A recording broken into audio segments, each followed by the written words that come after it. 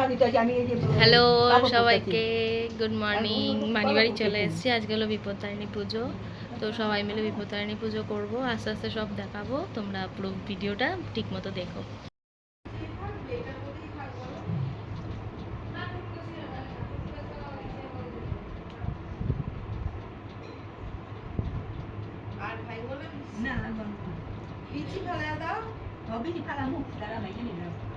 দিদি যখন হাতে তুলে ভালো করে ধরে কর, ওর আফসোস ওর নাই হচ্ছে না।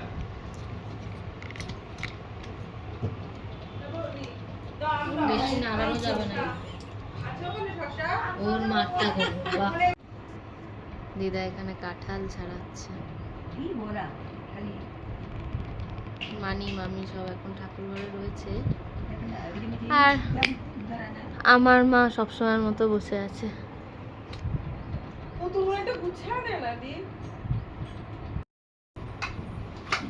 এই যে মানি এখন সব ফল টল গোছাচ্ছে। মানি এদিকে দেখাও। মানি এখানে ফল বানাচ্ছিল, তো মানে সব রকম ফল বানিয়ে সব বাটাতেও দিচ্ছিল, প্লাস সব গোছাচ্ছিল মায়ের জন্য।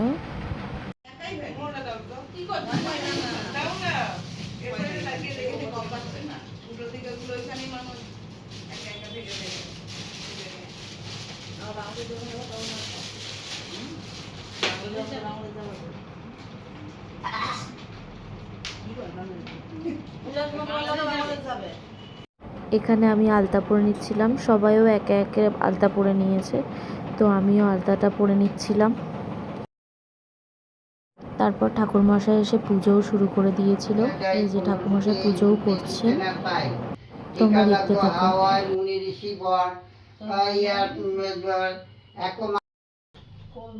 কৃষ্ণজাতি প্রত্যয় কামনা করি, কায়ত্ত নিবৃত্ত করে বজ্র কুমারী।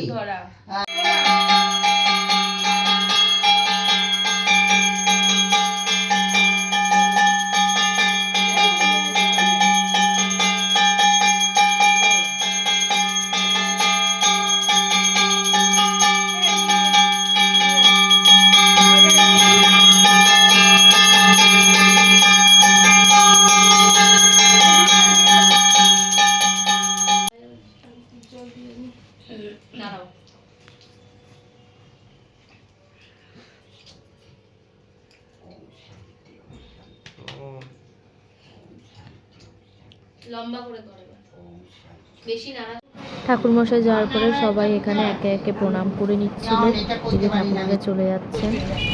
এখানে আমরা সবাই টোটো করে যাচ্ছিলাম পুকুরে। ওই পুকুরে তো ওই ফল, তারপর তেল, সব সিঁদুর সব দিতে হয়, সেগুলোর জন্য এই যে ওরা 5 জন এও মিলে সব করে নিচ্ছিল, দেখো তোমরা।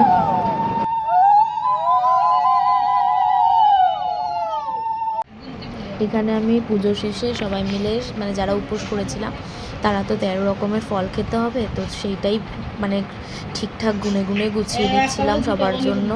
সবাই বসে বসে বলছিল যে সব ঠিকঠাকভাবে দিস, তো সেখানে আমি সব রকমের ফল দিয়ে দিচ্ছিলাম সবার জন্য, বাড়ছিলাম আমি।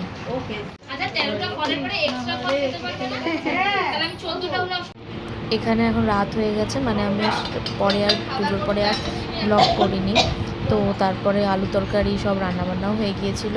আমরা সবাই মিলে রাতে 13খানা যে লুচি খেতে হয়, যেটা নিয়ম, সেটা আমরা খেয়ে নিচ্ছিলাম সবাই। একদম ছোটো ছোটো করে লুচি করা হয়েছিল, সেটাই খাচ্ছিলাম। এখন বাড়ি যাচ্ছি, সবাই মিলে রেডি হয়ে গেছে, দাঁড়াও দেখাচ্ছি।